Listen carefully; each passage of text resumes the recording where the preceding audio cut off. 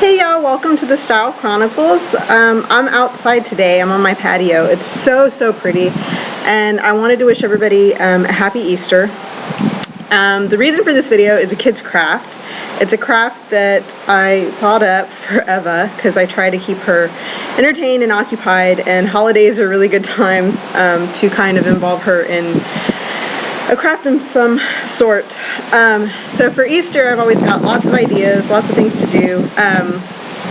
Problem with crafts is it's very difficult to figure out. It is so windy. This probably was not the best day to come out and film. But it's always a chore to figure out a craft that is not very time consuming, does not involve very many pieces, and is quick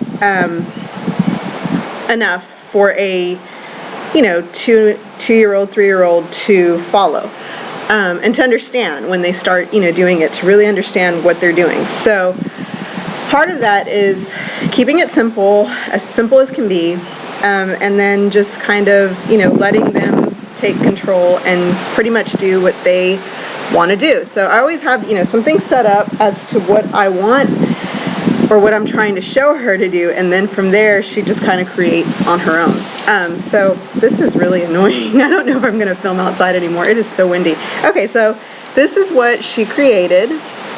She made several different variations. It's an Easter wreath. There it is. You guys see it?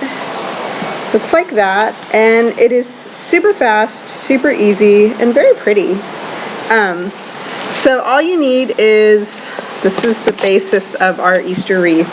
It is just a paper plate. Now I have a set of drawers. I've got 3 drawers in my kitchen that are dedicated just to crafting like products or craft, just things that I keep. So these I had left over from the last party that we had. I don't remember what it was, but yeah, the last get together. And I had, every time you get together, you buy paper plates. You always get, those like 5 odd ones, or those 2 odd ones and you don't know what to do with. Well, I just throw them into those drawers. So for this, all you need to do is poke a hole here. I was using a kitchen knife, and then with scissors cutting out the edges. And you just need, a little bit of the slip, like right to this edge. I would just cut out all the interior. And you can make it as thick or as thin as you want. You can see this one, how it was cut out in the back edge. So, and that is the bottom or the foundation of your wreath. And then aside from a paper plate, you're going to need just plain Elmer's school glue, something tacky to stick the paper with, and then a pair of scissors. These are Fisker's scissors. They're suitable for children ages 4 and up. They're very blunt. They really don't cut very much other than paper, so I feel comfortable letting my daughter use these. And the last item you will need is going to be tissue paper. Now, tissue paper, I am one of those annoying people who keep the tissue paper when they get gifts. So, you always have a lot of tissue. I always have a lot of tissue paper laying around. I keep it. I've had some of this tissue paper since my wedding, my daughter's baby shower, every birthday, every Christmas. And I've got, lots of different colors. I just refold it like this and throw it into my craft drawer. And it comes in handy, if I need tissue paper for a present, I've got it. But for crafts, it comes in handy. So I think we used about 5 pieces of tissue paper, and they were folded up like this, and then I just cut them into little sections like this. And I was cutting them, fairly neat like that, and then doing like a little square about that size. That's what I started off doing. Then my daughter took control of the scissors, and we were getting all different kinds of shapes and sizes and everything. And they actually work out. It works out well that way too. So just get some of that, and what you're going to do is tear off, you get your piece, you're just going to crumble it. And this, she had so much fun doing this. Crumble it up into a little ball, and that's it. And you just get all the pieces, crumble them up. And she had a blast doing that. It was like, I'm making little balls. So she had piles of balls. Then from there, we took the glue and put it around the edge of the plate. On the inside of this, you just put a strip of glue. Then you just take these and you start pressing. you know, you press them in, and you can do whatever, you know, color variations you want. It's good with, you know, a small kid to give them 3 or 4 different colors and they just put them on however they, you know, pick them up. So there's no real rhyme or method to it. And then you just do it all the way around, and then you start your second row on the outside, and your end product looks like that. So that's all it is, just paper plate, wreath, with some glue and some tissue paper, and you just push it all in, and that's it. That's what my 3-year-old, who has no form of